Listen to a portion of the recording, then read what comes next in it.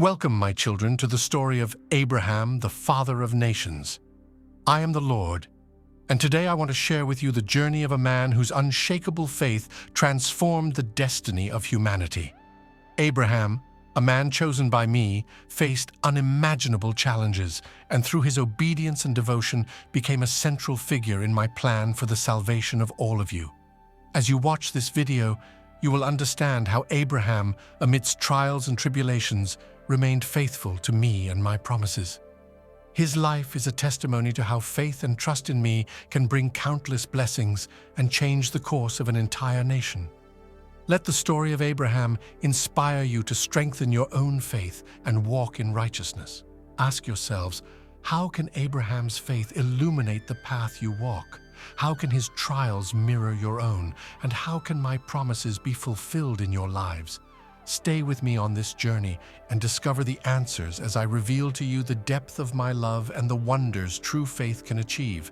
Don't forget to like the video and subscribe to the channel to receive my revealed word daily. The descendants of Shem. I am the Lord, your God, and today I share with you the story of the descendants of Shem, my faithful servant, blessed among the sons of Noah. Through Shem, I established a lineage that would carry my promise and bear witness to my glory. After the flood, Noah, his father, pronounced blessings upon him. Noah said, "Blessed be the Lord, the God of Shem, and let Canaan be his servant." Genesis 9:26. With these words, I began to trace the path of my covenant with humanity, reserving the lineage of Shem for a special purpose. From the sons of Shem, Arphaxad was the firstborn. Genesis 10:22. In his time, I continued to uphold my promise to multiply his descendants. Arphaxad begot Salah, and Salah begot Eber, and it was through Eber that the name Hebrews emerged, marking an identity that would endure for generations. Within this blessed lineage, I chose Abraham, son of Terah, descendant of Shem, to establish a new covenant. I said to Abraham, "Go from your country, your people, and your father's household to the land I will show you. I will make you into a great nation, and I will bless you. I will make your name great, and you will be a blessing." Genesis 12:1-2. In Abraham, I fulfilled my promises made to Shem, multiplying his seed and making him the father of many nations. The call of Abraham. Listen, my children, for I am the Lord your God, and today I reveal to you the call of my servant Abraham. At that time I, the Lord, said to Abram, "Go from your country, your people, and your father's household to the land I will show you. I will make you into a great nation, and I will bless you. I will make your name great, and you will be a blessing. I will bless those who bless you, and whoever curses you I will curse, and all peoples on earth will be blessed through you." Genesis 12:1-3. Abram, at 75 years old, obeyed my voice. He left Haran, taking with him Sarai, his wife, and Lot, his brother's son, along with all their possessions and servants. Together, they traveled to the land of Canaan. When they arrived, Abram passed through the land to the place of Shechem, to the oak of Moreh. At that time, the Canaanites were in the land. Then I, the Lord, appeared to Abram and said, "To your offspring I will give this land." Genesis 12:7. There, Abram built an altar for me and worshipped me. From Shechem, Abram moved to the mountain east of Bethel. He pitched his tent, with Bethel on the west and Ai on the east, and there he built another altar to the Lord, calling on my name. Then he continued his journey toward the south. There was a severe famine in the land, and Abram went down to Egypt to live there for a while. Knowing that Sarai was beautiful, he feared for his life and said, "Say you are my sister, so that I will be treated well for your sake, and my life will be spared because of you." Genesis 12:13. So when they entered Egypt, the Egyptians saw Sarai's beauty. Pharaoh's officials saw her and praised her to Pharaoh, who took her into his palace.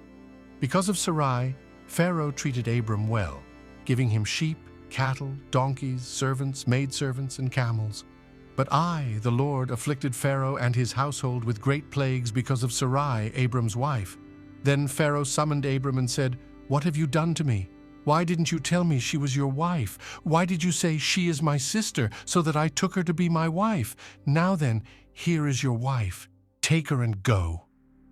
Genesis 12:18-19. Pharaoh gave orders about Abram to his men, and they sent him on his way with his wife and everything he had out of Egypt.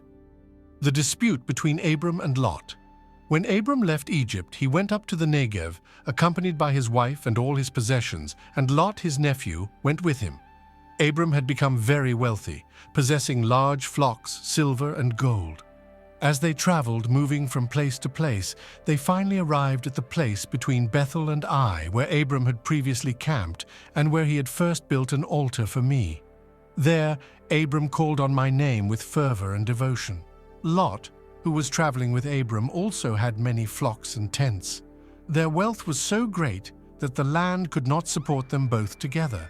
A dispute arose between the herders of Abram's livestock and the herders of Lot's livestock.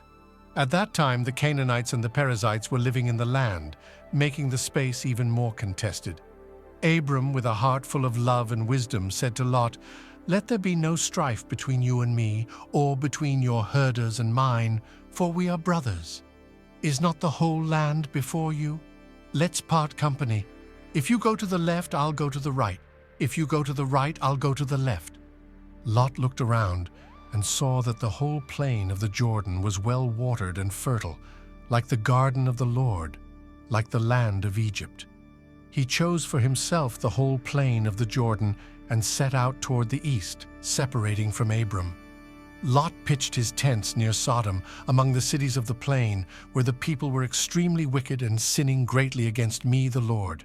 After Lot had parted from him, I said to Abram, "Look around from where you are, to the north and south, to the east and west. All the land that you see I will give to you and your offspring forever. I will make your offspring like the dust of the earth, so that if anyone could count the dust, then your offspring could be counted. Go, walk through the length and breadth of the land, for I am giving it to you." Abram, obedient and full of faith, moved his tents and went to live near the great trees of Mamre at Hebron, where he built an altar dedicated to me, his God. Did you feel Abram's faith and trust in me? He left everything he knew, trusting fully in my promise. He faced challenges but never ceased to worship me and follow my command. This is the story of Abram, a man of unshakable faith, whom I chose to be the father of a great nation. Abram rescues Lot. In those days, a great war broke out.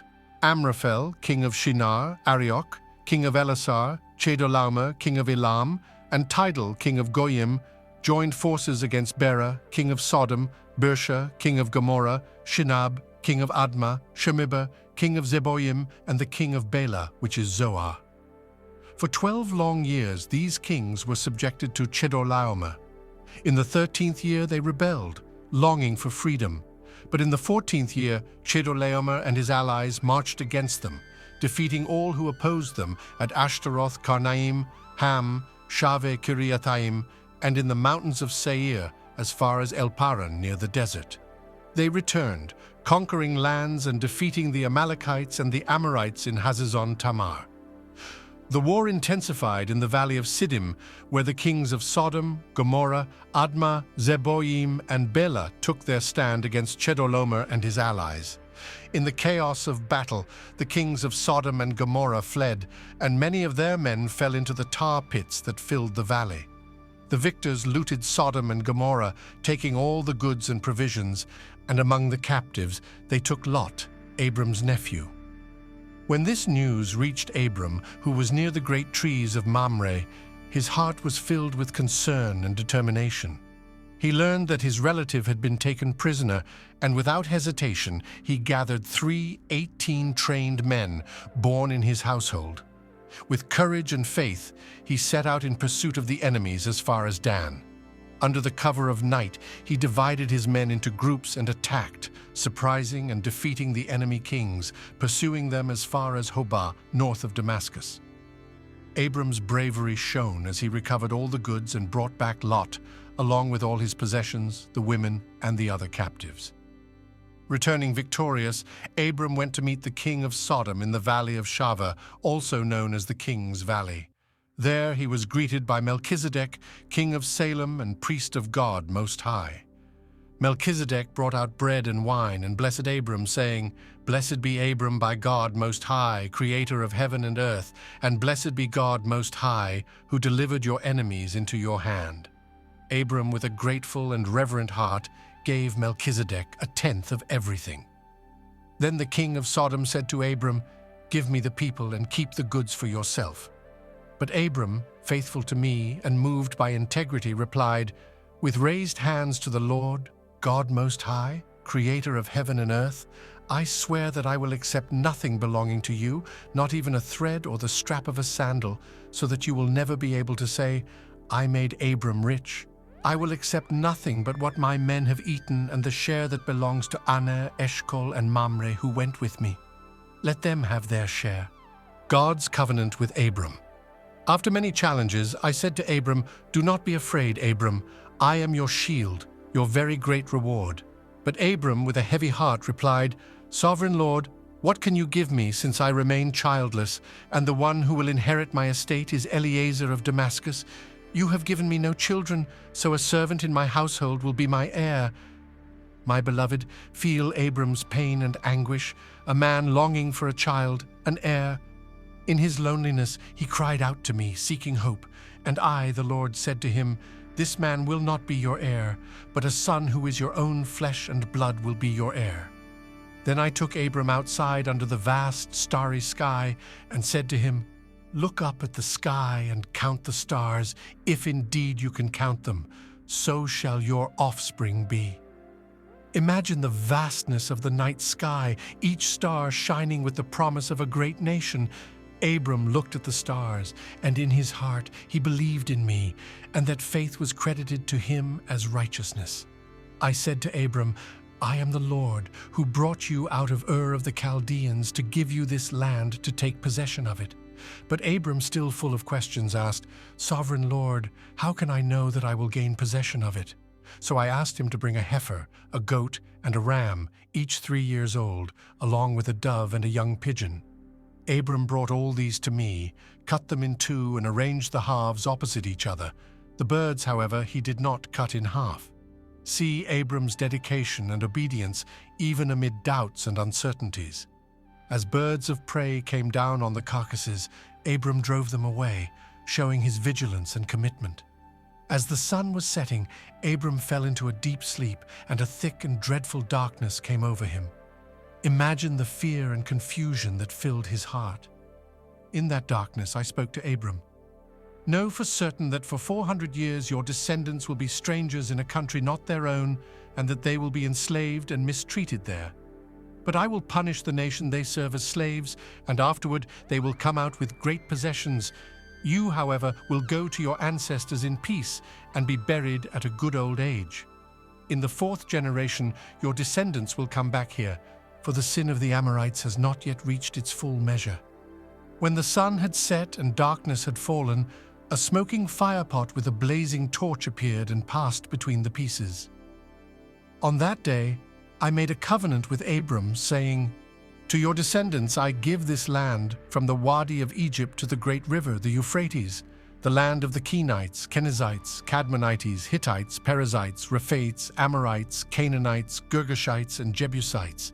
My children, feel the depth of this covenant, the eternal commitment I, the Lord, made with Abram. Feel the renewed hope, the strengthened faith, and the assurance that I am a faithful God who keeps his promises. Just as I was with Abram, I am with you. Trust in me, and your lives will be filled with the abundance of my blessings and the certainty of my eternal love. I am the Lord your God, and my covenant with you is forever." The birth of Ishmael. Sarai, Abram's wife, was saddened because she could not have children. In her anguish, she said to Abram, "The Lord has kept me from having children. Go, sleep with my servant. Perhaps I can build a family through her." Abram agreed to what Sarai said. So after Abram had been living in Canaan for 10 years, Sarai took her Egyptian servant Hagar and gave her to her husband to be his wife. When Hagar knew she was pregnant, she began to despise her mistress Sarai. This left Sarai very hurt and jealous. She said to Abram, "You are responsible for the wrong I am suffering. I put my servant in your arms, and now that she knows she is pregnant, she despises me. May the Lord judge between you and me." Abram, wanting to avoid conflict, replied, "Your servant is in your hands. Do with her whatever you think best." Then Sarai mistreated Hagar, so she fled from her. Imagine Hagar's despair, pregnant and alone in the desert. I, the Lord, sent an angel to find her by a spring in the desert, the spring that is beside the road to Shur. The angel said, Hagar, servant of Sarai, where have you come from, and where are you going? I'm running away from my mistress Sarai, she answered. The angel, with comforting words, said, Go back to your mistress and submit to her. I will increase your descendants so much that they will be too numerous to count. You are now pregnant and will give birth to a son. You shall name him Ishmael, for the Lord has heard of your misery. My children, feel the hope that Hagar received. The angel also said that Ishmael would be a wild donkey of a man. His hand would be against everyone and everyone's hand against him, and he would live in hostility toward all his brothers. Hagar, recognizing my presence, said, You are the God who sees me. She named the well Beer Lahai Roi. The sign of the covenant. Abram was 99 years old when I appeared to him and said, I am God Almighty. Walk before me and be blameless. I will confirm my covenant between me and you and will greatly increase your numbers. Abram fell face down, and I continued, As for me, this is my covenant with you. You will be the father of many nations. No longer will you be called Abram. Your name will be Abraham, for I have made you a father of many nations. I will make you very fruitful. I will make nations of you, and kings will come from you. I will establish my covenant as an everlasting covenant between me and you and your descendants after you for the generations to come, to be your God and the God of your descendants after you. The whole land of Canaan, where you now reside as a foreigner, I will give as an everlasting possession to you and your descendants after you, and I will be their God. Then I said to Abraham, As for you, you must keep my covenant, you and your descendants after you for the generations to come. This is my covenant with you and your descendants after you, the covenant you are to keep. Every male among you shall be circumcised. You are to undergo circumcision, and it will be the sign of the covenant between me and you. For the generations to come, every male among you who is 8 days old must be circumcised, including those born in your household or bought with money from a foreigner, those who are not your offspring. My covenant in your flesh is to be an everlasting covenant. Any uncircumcised male who has not been circumcised in the flesh will be cut off from his people. He has broken my covenant. I also said to Abraham, As for Sarai your wife, you are no longer to call her Sarai. Her name will be Sarah. I will bless her and will surely give you a son by her.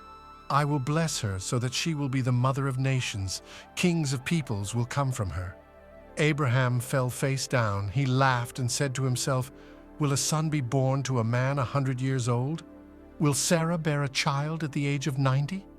And Abraham said to me, If only Ishmael might live under your blessing. Then I said, Yes, but your wife Sarah will bear you a son, and you will call him Isaac. I will establish my covenant with him as an everlasting covenant for his descendants after him. And as for Ishmael, I have heard you. I will surely bless him. I will make him fruitful and will greatly increase his numbers. He will be the father of 12 rulers, and I will make him into a great nation. But my covenant I will establish with Isaac, whom Sarah will bear to you by this time next year. When I had finished speaking with Abraham, I went up from him. On that very day, Abraham took his son Ishmael and all those born in his household or bought with his money, every male in his household, and circumcised them as I had told him. Abraham was 99 years old when he was circumcised, and his son Ishmael was 13. On that very day, Abraham and his son Ishmael were circumcised, and every male in Abraham's household, including those born in his household or bought from a foreigner, was circumcised with him. God promises a son to Abraham. My beloved, listen and feel the story of when I visited my servant Abraham in the oaks of Mamre in the heat of the day. Abraham was sitting at the entrance to his tent when he looked up and saw 3 men standing nearby. With great hospitality and reverence, he ran to meet them and bowed low to the ground. Abraham said, My Lord, if I have found favor in your eyes, do not pass your servant by. Let a little water be brought, and then you may all wash your feet and rest under this tree. Let me get you something to eat, so you can be refreshed and then go on your way, now that you have come to your servant. They replied, Very well, do as you say. Abraham hurried into the tent to Sarah. Quick, he said, Get 3 seahs of the finest flour and knead it and bake some bread."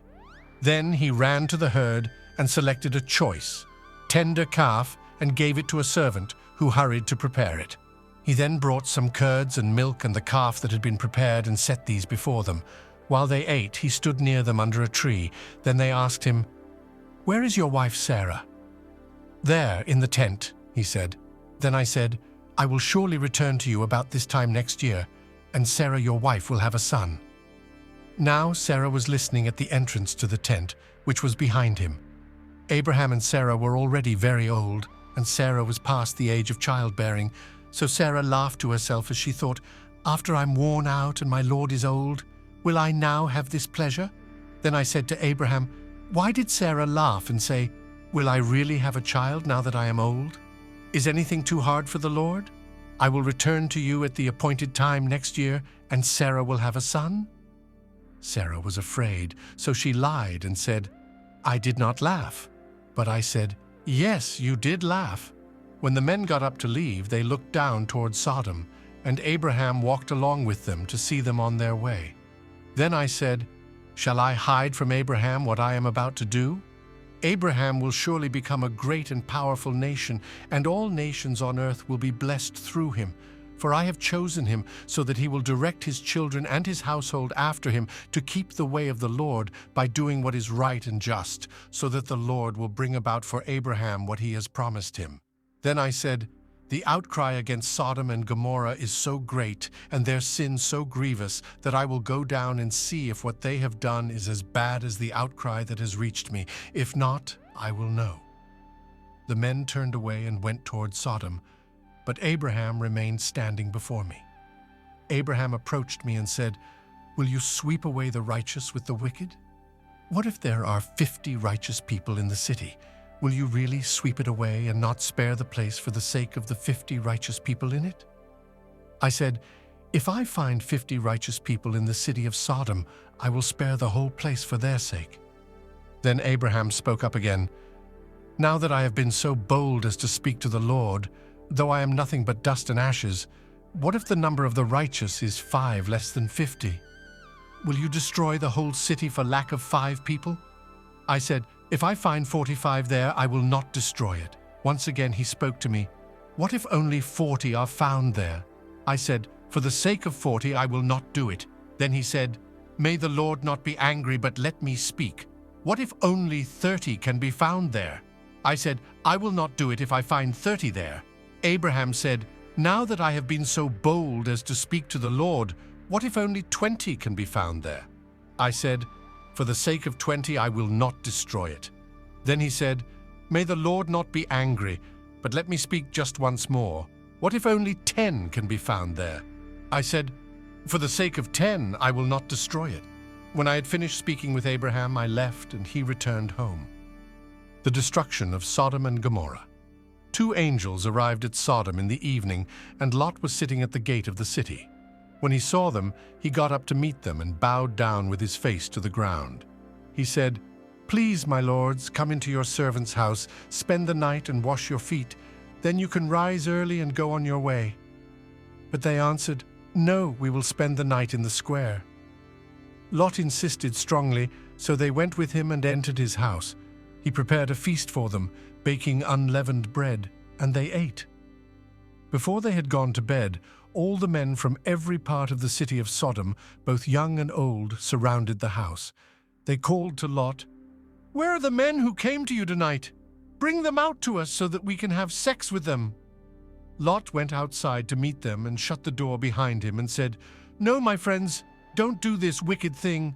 Look, I have 2 daughters who have never slept with a man. Let me bring them out to you, and you can do what you like with them. But don't do anything to these men, for they have come under the protection of my roof." "Get out of our way," they replied. "This fellow came here as a foreigner, and now he wants to play the judge.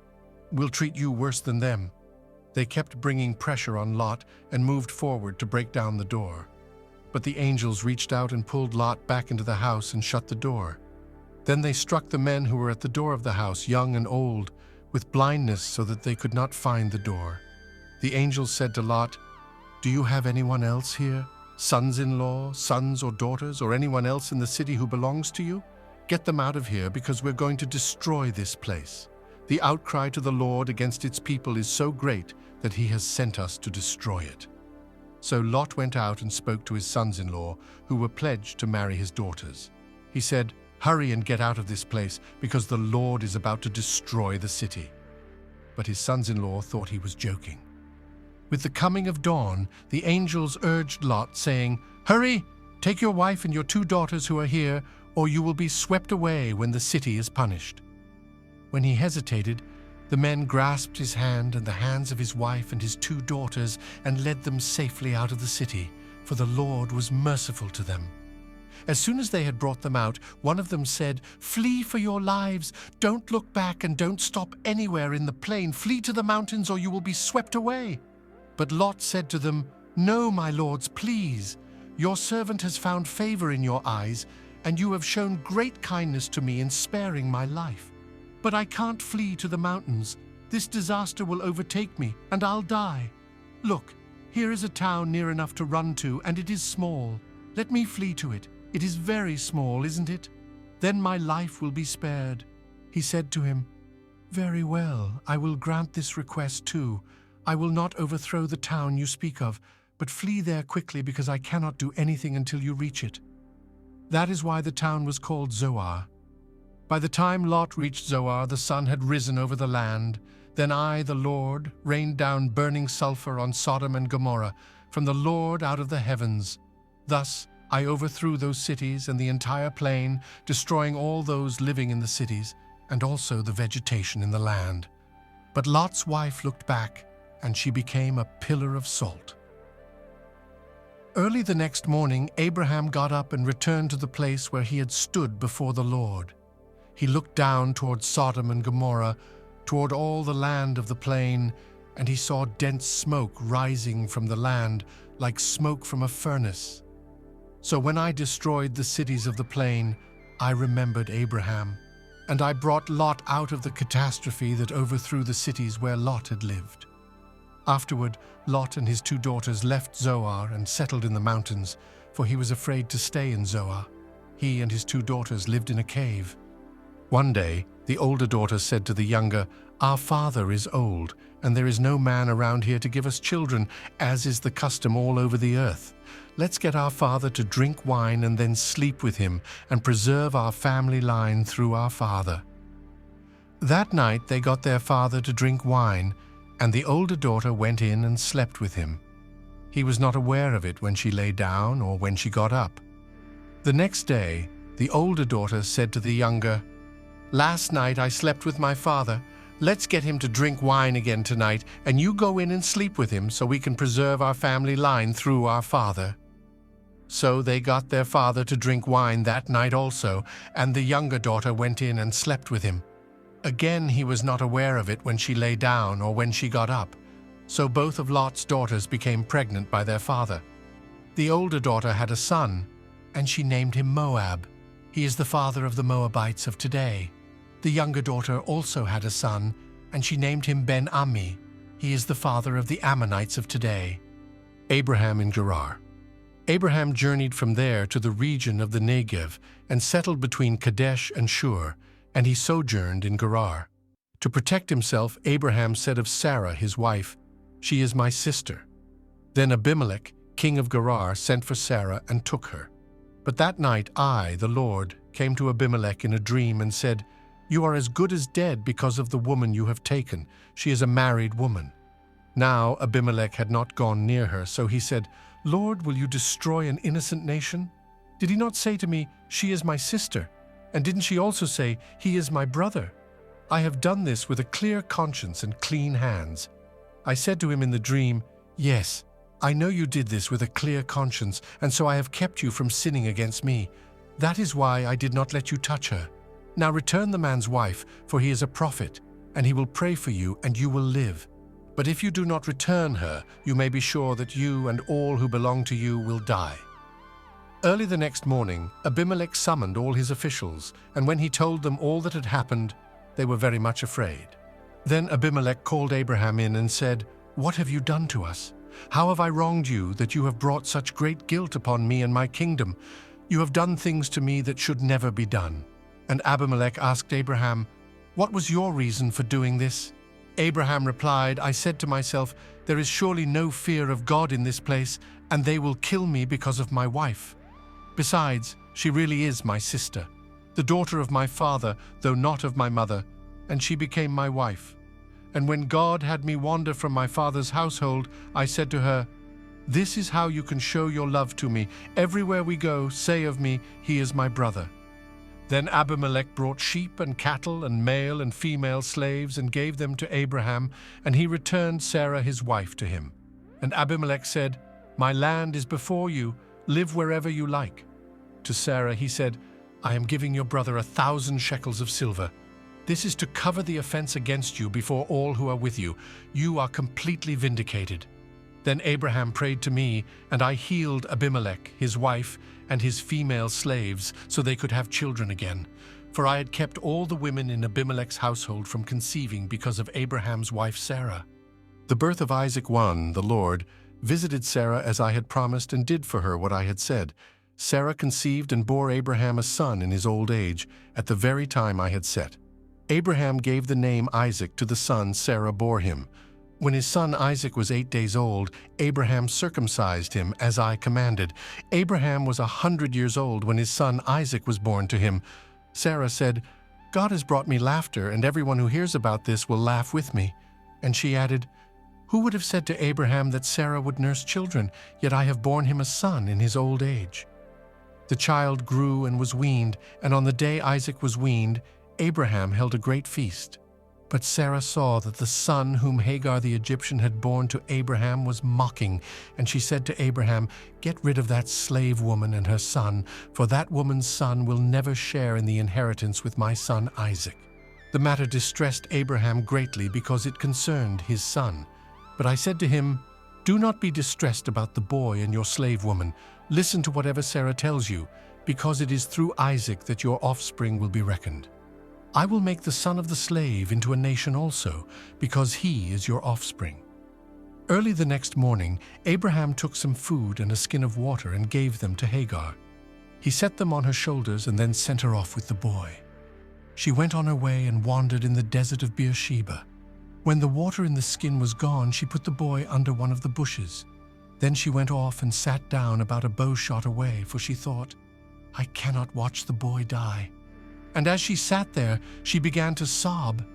I heard the boy crying, and the angel of God called to Hagar from heaven and said to her, "What is the matter, Hagar? Do not be afraid. God has heard the boy crying as he lies there. Lift the boy up and take him by the hand, for I will make him into a great nation." Then I opened her eyes, and she saw a well of water. So she went and filled the skin with water and gave the boy a drink. I was with the boy as he grew up. He lived in the desert and became an archer. While he was living in the desert of Paran, his mother got a wife for him from Egypt. At that time, Abimelech and Phicol, the commander of his forces, said to Abraham, "God is with you in everything you do. Now swear to me here before God that you will not deal falsely with me or my children or my descendants. Show to me and the country where you now reside as a foreigner the same kindness I have shown to you." Abraham said, "I swear it."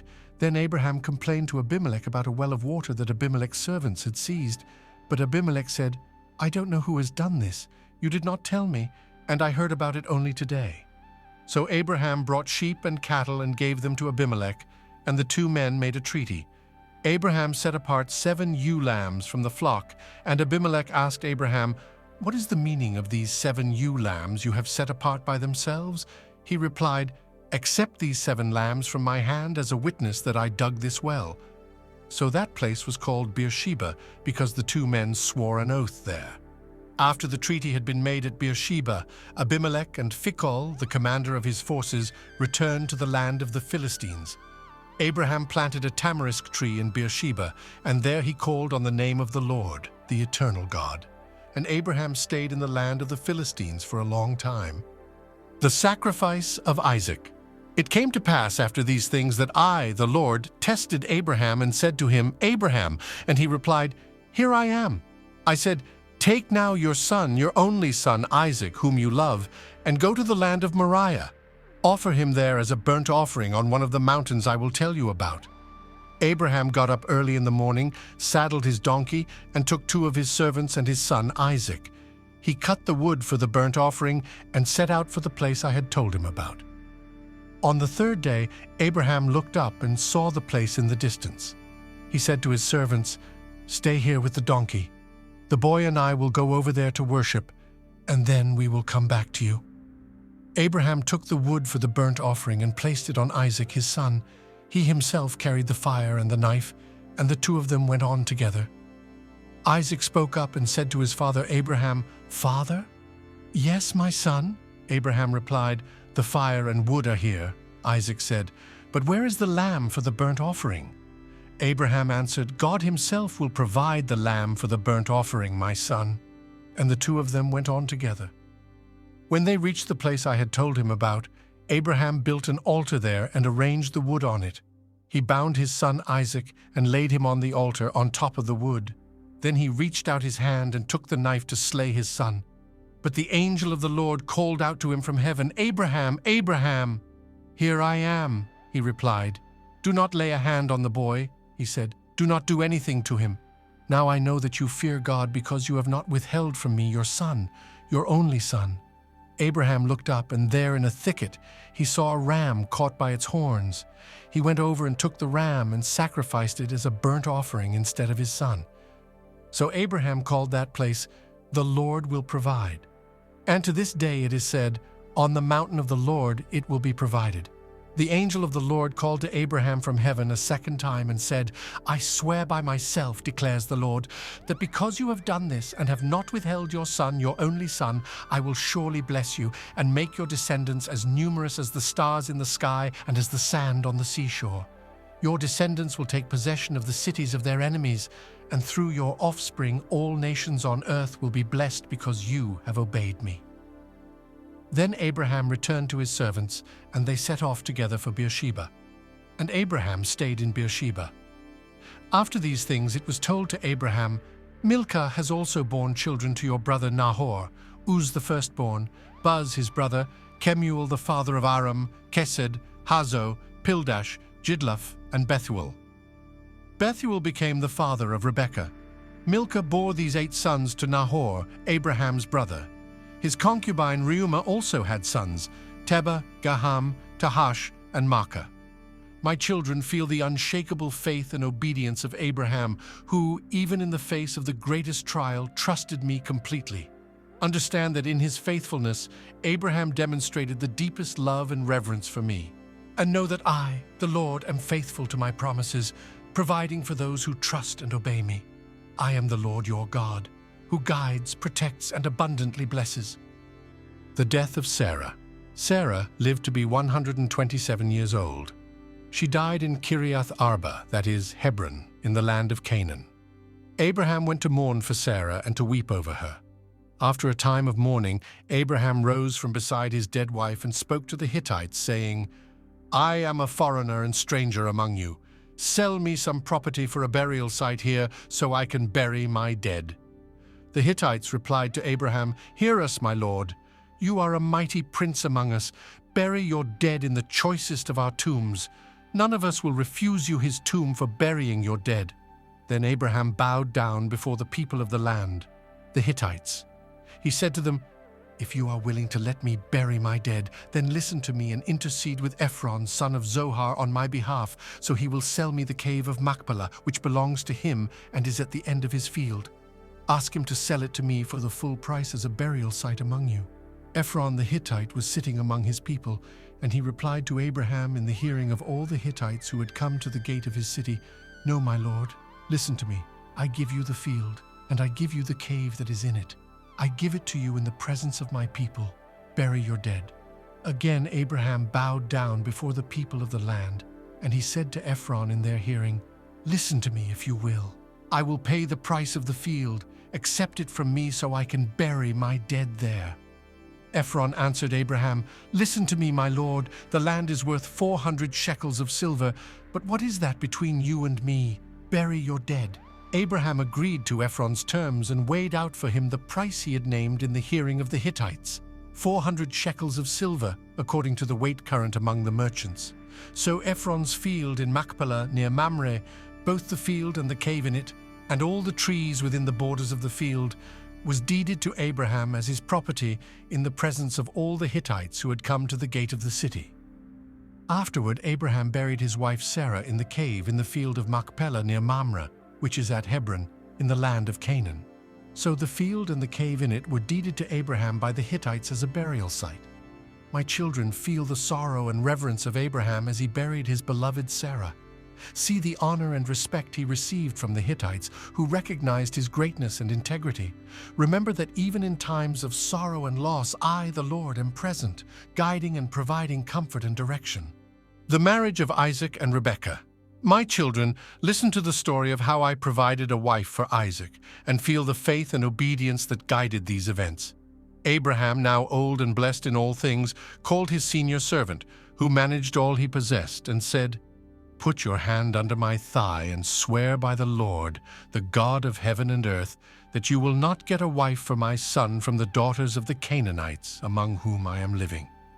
Go to my country and my own relatives and get a wife for my son, Isaac." The servant asked, "What if the woman is unwilling to come back with me to this land?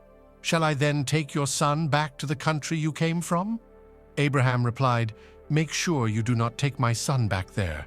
The Lord, the God of heaven, who brought me out of my father's household and my native land, and who spoke to me and promised me on oath, saying, 'To your offspring I will give this land.' He will send his angel before you so that you can get a wife for my son from there. If the woman is unwilling to come back with you, then you will be released from this oath of mine. Only do not take my son back there." So the servant put his hand under the thigh of Abraham his master and swore an oath to him concerning this matter. Then the servant left, taking with him 10 of his master's camels loaded with all kinds of good things from his master. He set out for Aram Naharaim and made his way to the town of Nahor. He had the camels kneel down near the well outside the town. It was toward evening, the time the women go out to draw water. Then he prayed, "Lord, God of my master Abraham, make me successful today and show kindness to my master Abraham. See, I am standing beside this spring, and the daughters of the townspeople are coming out to draw water. May it be that when I say to a young woman, 'Please let down your jar that I may have a drink,' and she says, 'Drink, and I'll water your camels too,' let her be the one you have chosen for your servant Isaac. By this I will know that you have shown kindness to my master." Before he had finished praying, Rebekah came out with her jar on her shoulder. She was the daughter of Bethuel, son of Milcah, who was the wife of Abraham's brother Nahor. The woman was very beautiful, a virgin. No man had ever slept with her. She went down to the spring, filled her jar, and came up again. The servant hurried to meet her and said, "Please give me a little water from your jar." "Drink, my lord," she said, and quickly lowered the jar to her hands and gave him a drink. After she had given him a drink, she said, "I'll draw water for your camels too, until they have had enough to drink."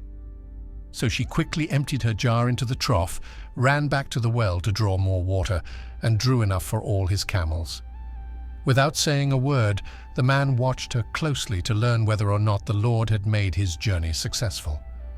When the camels had finished drinking, the man took out a gold nose ring weighing a baker and 2 gold bracelets weighing 10 shekels.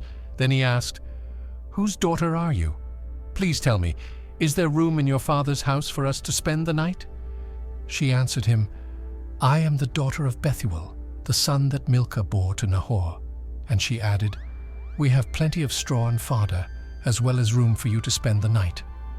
Then the man bowed down and worshipped the Lord, saying, "Praise be to the Lord, the God of my master Abraham, who has not abandoned his kindness and faithfulness to my master. As for me, the Lord has led me on the journey to the house of my master's relatives." The young woman ran and told her mother's household about these things.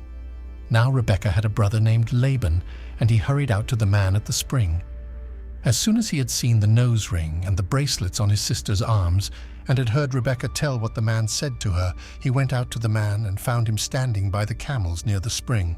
"Come, you who are blessed by the Lord," he said. "Why are you standing out here? I have prepared the house and a place for the camels." So the man went to the house, and the camels were unloaded. Straw and fodder were brought for the camels, and water for him and his men to wash their feet. Then food was set before him, but he said, "I will not eat until I have told you what I have to say." "Then tell us," Laban said. So he said, "I am Abraham's servant. The Lord has blessed my master abundantly, and he has become wealthy. He has given him sheep and cattle, silver and gold, male and female servants, and camels and donkeys. My master's wife Sarah has borne him a son in her old age, and he has given him everything he owns. And my master made me swear an oath and said, 'You must not get a wife for my son from the daughters of the Canaanites in whose land I live, but go to my father's family and to my own clan and get a wife for my son.' Then I asked my master, 'What if the woman will not come back with me?' He replied, 'The Lord, before whom I have walked faithfully, will send his angel with you and make your journey a success, so that you can get a wife for my son from my own clan and from my father's family. You will be released from my oath if when you go to my clan they refuse to give her to you, then you will be released from my oath.' When I came to the spring today, I said, 'Lord God of my master Abraham, if you will, please grant success to the journey on which I have come. See, I am standing beside this spring. If a young woman comes out to draw water and I say to her, "Please let me drink a little water from your jar," and if she says to me, "Drink, and I'll draw water for your camels too," let her be the one the Lord has chosen for my master's son." Before I finished praying in my heart, Rebekah came out, with her jar on her shoulder. She went down to the spring and drew water, and I said to her, "Please give me a drink." She quickly lowered her jar from her shoulder and said, "Drink, and I'll water your camels too." So I drank, and she watered the camels also. I asked her, "Whose daughter are you?" She said, "The daughter of Bethuel, son of Nahor, whom Milcah bore to him." Then I put the ring in her nose and the bracelets on her arms, and I bowed down and worshipped the Lord. I praised the Lord, the God of my master Abraham, who had led me on the right road to get the granddaughter of my master's brother for his son.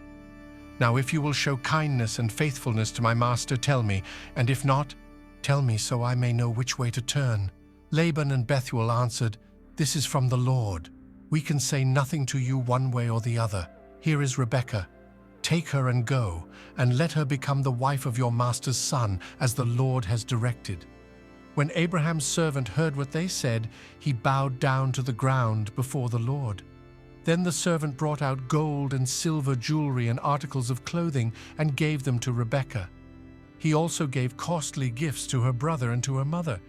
Then he and the men who were with him ate and drank and spent the night there. When they got up the next morning, he said, "Send me on my way to my master." But her brother and her mother replied, "Let the young woman remain with us 10 days or so. Then you may go." But he said to them, "Do not detain me now that the Lord has granted success to my journey. Send me on my way so I may go to my master." Then they said, "Let's call the young woman and ask her about it." So they called Rebekah and asked her, "Will you go with this man?" "I will go," she said. So they sent their sister Rebekah on her way, along with her nurse and Abraham's servant and his men. And they blessed Rebekah and said to her, "Our sister, may you increase to thousands upon thousands. May your offspring possess the cities of their enemies." Then Rebekah and her attendants got ready and mounted the camels and went back with the man. So the servant took Rebekah and left. Now Isaac had come from Beer Lahai Roi, for he was living in the Negev. He went out to the field one evening to meditate, and as he looked up, he saw camels approaching. Rebekah also looked up and saw Isaac. She got down from her camel and asked the servant, "Who is that man in the field coming to meet us?" "He is my master," the servant answered. So she took her veil and covered herself. Then the servant told Isaac all he had done. Isaac brought Rebekah into the tent of his mother Sarah, and he married Rebekah. She became his wife, and he loved her, and Isaac was comforted after his mother's death. The death of Abraham. My children, listen to the story of Abraham's final days, the father of many nations, and feel the legacy he left behind. Abraham took another wife, whose name was Keturah. She bore him 6 sons, Zimran, Jokshan, Medan, Midian, Ishbak, and Shua. Jokshan was the father of Sheba and Dedan. The descendants of Dedan were the Asherites, the Letushites, and the Leomites. The sons of Midian were Ephah, Epher, Hanok, Abida, and Eldah. All these were children of Keturah. Although Abraham had many sons, he gave everything he owned to Isaac, the son of the promise. To the sons of his concubines, Abraham gave gifts, and while he was still living, sent them away from his son Isaac to the land of the east. Abraham lived 175 years. Then Abraham breathed his last and died at a good old age, an old man and full of years, and he was gathered to his people. His sons, Isaac and Ishmael, buried him in the cave of Machpelah near Mamre, in the field of Ephron, son of Zohar the Hittite, the field Abraham had bought from the Hittites. There Abraham was buried with his wife Sarah. After Abraham's death, I blessed Isaac, his son, and he lived near Beer Lahai Roi. My children feel the conclusion of Abraham's journey, a man of faith who followed my promises and obeyed my commandments. Even in his final days, Abraham ensured that Isaac, the son of the promise, would inherit his blessings. Know that I, the Lord, continue to bless those who walk in my ways and follow my commandments.